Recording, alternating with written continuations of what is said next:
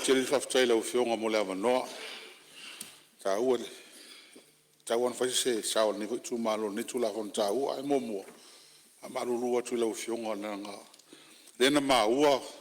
sa pe sa siligia le matu muli atu mo le fioga te ni tu ya silfia e nei fufuanga taua sa fufua mo le fa pe le ska ko ele fa opta tonga luenga ya le matu muli ai e nei tu va mai ya ai na mau ese o toi lima tas ya e ke o fa fo mo le ko fa pe so male ava tu la o fionga ma ko no fa pe ngali ma tu mam lam tu la fon tu mau o le la calma lo long ya ma le finka ku la fon fa vai ko limi o ke e ko sa wai na fa la lava ya o le fa so mana tu le e tu la fon no tu la fon la ni ma ro fa aftai le se tau ona sui tatu tu la fono te mi tau ona sui ma mai sui nga fo ma sui nga tala fe ngai ya watu fo ile so soni e fa le ya tili ai so soni ai ale tali fo ya o ta fa yo le vale ale tatu malo ai o ta o tu la fono le ala o fionga limista o le upu le foreign ma le upu le money tupi a tatal nolo ai ele upule mai fafo nto so tai fo le man tu la fo no le na umatu nei al central bank ona te le sao le central bank tanta umai mai fafo a me ka investment mai fafo le nga ko la ko o le sifa ya mai si va nga mo la ver financial sector ka ua kele la ko sao awa ila e mo o mia e tato information ye sa no mai fafo ya tunu yo mai tanga tane po in kanga kale lei ka he mo fie ma share information le ala to matato awa le mele ale o ma fuele teleo to tu nga fa fi tauri le ni ye tia ula vai o le lei o le monitoring wale va ai le lei o tu la fon o tele tato tu la fono o le foi na yai nei tu la fono e o le money laundering o le vana yai unexplained wealth o le vana yai ai o le o le va ia a mesela le mele due diligence le wa mai nei vai nga fo a toa le la lau tu la fono le na mai section 7 le wa mai a ko ai lava ai nga fo o le tali ina o tangata ia mai fafo ona le mea le lifa ia sa no nga tato sui le lifa nga reserve list e mfa pisingisi nga ka senga ma wa ka mai fa foi o fai ar tu la fono le la o va vai a pe o le kilo nga foreign investors ke kele voi mai fa e ka kaula le nga mangingo ma mai a qualifying due diligence e nga ia fara le finga paula le mele le i kongu i lo discussion le fai le mele me kongu le sa kongi sui fa ma ko le ko fa la ke le palmia kan ko i mal immigration ala ela via le finga ole business license e ela ve foreign investment certificate ai de ko ke mele la va fo le fai ele o sa o kongu le e le official o l'immigration Congo manga tau te le ka ko filo le la ka ko fa bisisi mga ka mai fafo ka se la wala ka mai fafo po la fo ngi mo certificate ale lo ko ye l'immigration le sa a po la fo ka ko lo ko kuli ka fafo ai ale ku sai mer ku la fo l'immigration ya ele foi la fe kanga ko ave fafo al ka u ai ole va nga la option ole mele kula mai pe no foi su le mele o fa fatai le o manino le kulango mingi tam fai mai foi lu tasi len kam fai mai ai fo lava kam fai ia sui le fai ngo business license ngi ia sa ia le mele sa ia ai le me kula mai fa kelinga onala o le mafu anga le o mau sa war ka ia pa business failang business license ile revenue fa sole trader alu failang ia business pe mamska sa mo faila certificate faila business license o fail business a misa me fa lo me ia wale mo biyangi me kele fa pe makulang fa pe le ala wa ko sai linga le ko ngeman miska o la fonga ikua le ala ko mo kai ia hafkai le mele le wa fai inga pungile le mama le wa ka ki fai ko si config le tu la fonga ka fi simia ya fai ka ni si config sa hoi ale la uma ngai le kuranga le wa le menga le alo ko keli ka ma fa business license ya o apel milenga bela kula fonga pio kompangi ki kele ka ki kile al me foi la fa tsanga la fium o le fa ngau ka ko business ia investment ke kellengi ke fo ave ma wala fa fin kai awa ka fa fa ngofi e lo fa ngofi sa wala ai fa ngofi sa wala fa ko singa mai ka ngi we need investment we need foreign investment e mo mia ka ko ai fa yo lewo mai ka ya pui puinga ia ai si ka ke kilo foi wa le mo mia ke fo ka ko mo ke le red tape e alo rua fa ki le investa ko fo a ka un fa ngofi e o e kulanga mele ai fa tuanga yo abatu ngai ku ele ko fo ia il mele ho seila wi teila mo kulanga penga wa al mele nga ko langa fo kalwai okay mo ko ofo okay ofo o fa masioki de mo fa masioki le lesa anu nga tala o le van si la fia ele wa nga ho seila mo le amount le fa yo mo ka sami sa mo le ka usang fa ia fa po fa sili ka usang ale nga fa shock ale ka ke lo e mai lo o ku isi vanga fa ka wa ko container ka lima ka yong ai fa po se shock ia nga mai lo si mo lunga ka o mengi mele nga le ka un ka kilo ko ai mele fe ngo mengi wale kama shock pa pe fa shock el mema se kasi causa mele ye o fa ye pe ale se vai nga lau fiong ole mea le ole quality of goods ia ele se upo vane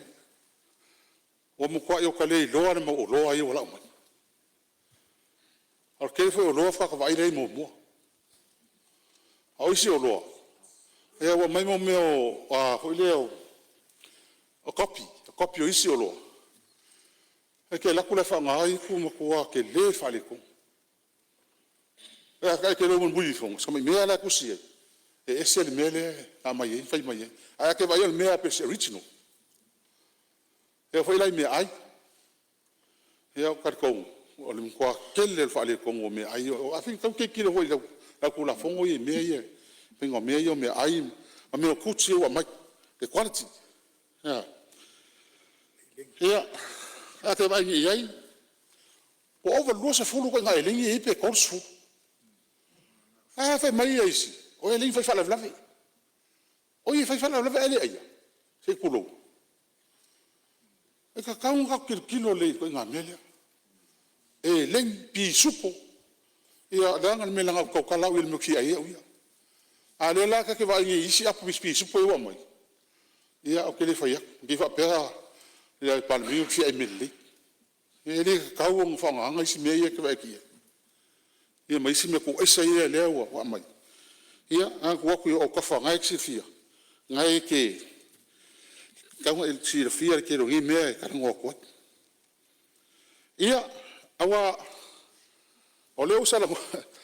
ka ngo ngi si ka u al mele sa ngo mai ia o le ka kilo ke mi nga fa lo le pese me nga lu ko va ngi li fa ika ka mai fa awa wa ya wi vai kele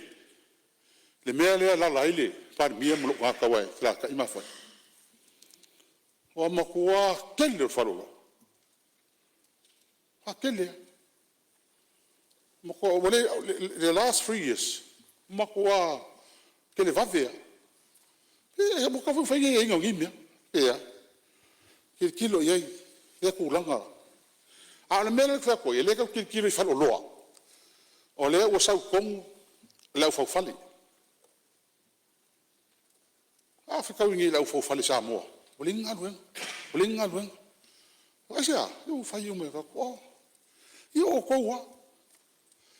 O koua, me fa fenga ma o kou, ko ke fer ko so sa yeke. Ku fa kasi o kom kana ngofal ko constitution. Po pui o kou. Ni fenga ko malo pui o kou la fa lo fa malo I ka kala tel. Ai o mele o ka kou. Wal mele o e ko fafo. Pui ngola ko professionals. Fo mai fa ya o me va pena. Ngi ka le ngi Australia. Family si fo mai Australia. Ke lo mali o mele ku. Fiu ngai fo mai ia mai fa fo su e makso e ngale pas. Angol kam fai ka fo mai Australia. Au kar ko wa ave fo mai Australia su e ngale. O le afa la ko le pas ia. Ai or kam fai nga I ka hofia. E wal me nga ngo I ka ko le kiki ka ko. Ai fa ka yo le wa makamea. E so songi ni ka ko kula fo. Ia, a me fai ma keu. E fai ma ka ilung pa me le pisi le klofio. O mar se anga le wa vela CEO. I lalo fenga regulations. Fai e ia me o lisio, reserve list ma restricted list. Wale sai lalo o kula fonga ku. Ia. Awa pe almene ka kana ngi fo. Ole pe wa alu umale lifale e le CEO. Ia. A fai ka ingal ka ngal. Ia alar ke mi involve miska, wa ke mi polokai. Ia o nga mo mira ka so sang. He kai ole sa ole ile ava noa. He ka sanga tanga ele official lo yisi man miska. Ka fai ole kalia. Lang ka sanga. Ale ia ai o ngai vai ngai ya lo fio ngai. So sangi ko ai mo ka ko kula fong. Ia mo ia le. Ia fiafi, kai lava I lau whionga fonga mo lava no. Alo, whaftai. Sau noa, masalo sui muri leo lei tua mauta. Ia ono lo tu nei mai te tai malo la tua tu leva no lau whionga parmia. Salo tali muri voi lea. To lo leva no le whionga le minsta. Ta ua fina ngalo leu folsia. Io, te le io le tu ta ua e. I lava ntang fai atu le tato fai ngā malo. Ta sfur masina. Ai fato alua tolu masina le CEO fo ya pula ele lai titiri nga luenga pula ila fai temine o le revision ato tato tu la fono me umale o telefa se me auto fina ngalo le to tsau no mai me ai sa o ye se ki o loe nga I mai tono le tunu ke le o society o kanga luenga malo amaka me health a tona vai uma po fa kanga lo ia mai le ku le vai ka ke pisa pa ma moe muri moa muri pipi e lau kele mama fala le meole a mai o lo fa kanga mai le ku e va tato sa no le mele a kupu ma kele fo lo ai ma ka ki vol mele fe ngai ma le kanga luenga e ola fa ora kele la kongele o savalia compliance o longi ma kau kia vor kupela ele o ele mkanga luenga o la fo. O la kan foi ku fa kasi me umanei le ka ke ku ngalu ke mi nei. Ma le faku a kol nga le ka ke kam fai kala ngoa. Yo e. Anga wa sa no sa o. O umar kai min ka ko o le formula le ngo kalona ke fe ma vo mun fai la tali le mele. Le formula le o le demand and supply. Ale la ka ko vai. Nga keng apa fa pukul mo fa sioki ko yoso mai lunga o sir ka ai leis ka ko me foi le la fai ale o fai eu fa ka ngur ka ko price control board ele ko ye se si ko fai ko fiki il mele le ku e ka ko bebe si foi le ko ma ma ke le ku mi be si lunga le media fa me ku mo lava wa mai mele nga ka ma fai le ku lo lava le o le mo le Angala ma fuanga o malmeo, le fai papa kiu ke paple uma o malanga I mangi le ku. Kama boe ngam ka fisia me ku I lao. Papa kiu lo. Ola wari ngale nga mai mai. Ai nge ke wa misi ele va ai la ko sa ka nga sakia me ia o le quality o kutse mai le la ku po ngi fa de ko e al me ia se vole van ka ko ka ma fa ia me ka sa fa ka si vo ka ko pizza vol pa ko mo o le pa ko mo e mau mai mai muri mo a sa vole mo a ko mai fa e mau mai a ku lo la ma le o le mo ia i pe u fa vo dinga vo le ka fa pe wala mai me le ka fe ngai ka ma fa de ku u yo le aua leu kako mai ma ngai nga kako mai e awangi ko alo fanga jes e de fa pe fa ku wa i se le nga i se mesa ia le ai o le aunga malva mo mo kako mai fa kasi fa ku la fongo la nga a fia ke de kako o angi menga fa nga kai mi fa nga malo o sola leu ko mai kako fa nga malo fo leu mai ke fa leima aki ding fa mangingo fa ma kulanga pe melea ale nga la vaia ia au mai le avangoa e mai e kupe fau pe al mene foreign is new avangoa fau le ko ke mumusu ko ke fefe fai a mai kupe fau maki ngai fau e ki nga ele ku e vai o mangia ka vidi ar kupe le ka ko kupe ari fale ali di kamira le paka fale aru poko kamira mai sa tinga sa nge al kupe fau kupe la ngale ka ke manga mi le nga ngangi le fio ngale ele miska e pui ai ka ko mo le muli le mele la ngo le va ele immigration sa le awange e se kanga ka foreign sa ngei fer wa ngei mo lima ka usanga ke au siksenki ale ka ke mi onga au la pe for kula fongo le immigration ni ale fa malosia I no work permit no business no job it's simple as that e la fa marusia ngel mene awalava ngi ko wal menga le ver kamingi like you my application a permanent residency na ngo mai ngi o me ka fa ke ia o mangi usa fai ngo fo ko lo markengi sa mo ia permanent tailo nei e ka ua ka ko kalngola ngole kupu foi io ka ko wa ka me sponsor sa mo ka ngole ar kupi ia eu lea e ba ko pele fa malo si le fionga le liminsta o ku konguia e ka wenka ko kirkiro le ka ko kula fongo lea ia e ba ko fa malo si la ngolea nga imeleska kula fongo le fukala ngoa it's citizen by investment kula ngala yo pisingisi ke kenela nga yang fa ka ko mele family onga la kupe fa adu ma wala lo siksen ale wo ma pasir mok e umange ele ma sesi o invest nga me ngo ka nga ka kere ka ko family onga le vola muri mai le nga kula fongo se ka ko fe ku ngai pe fa maka ka nga aver ka ko siksen e voi liu wa ku la ngol ka ko ka pingek la ka ke mangu ka ko siksen ka ko passport ala ka ku ngai kula fongo ngol mo me vola no national ID pa wala nga me sa wa ngei sa nge fa pisingisi le se fa ngua le sa nga voting le se me kas o fufuanga nga o le ka pengal ka ko malo inga ye pui ai kuranga le ka ko kangu le ka ke popole ye ave ka ko kangu ika ngaka yo mai fai pisingisi e o manatu e ka ua fina nga lo sui ka fo nga bakse fa mam na manga o io lo anga ye ta penanga al tato malo ye maranga fa lo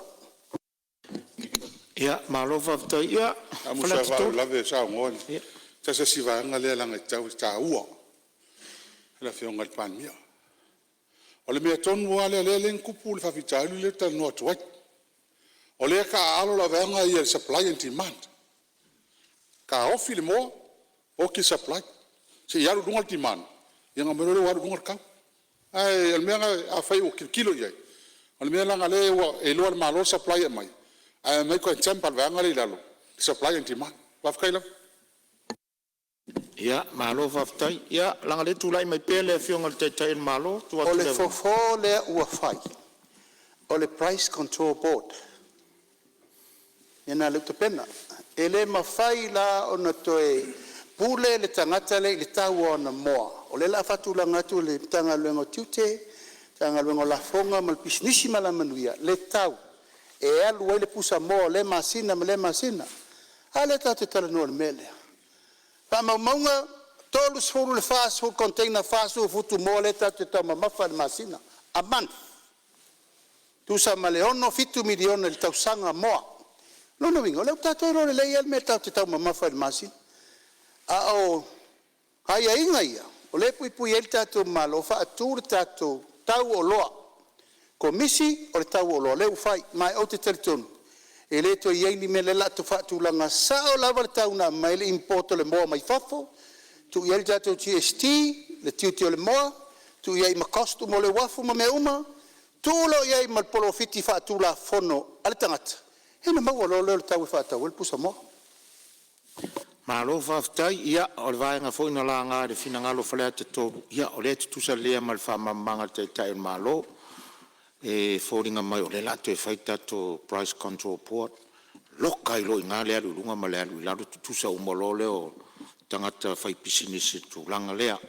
Mata watu o so leitu o le maota ia ale foi o wharia fina ngalo le fionga te tai o malo.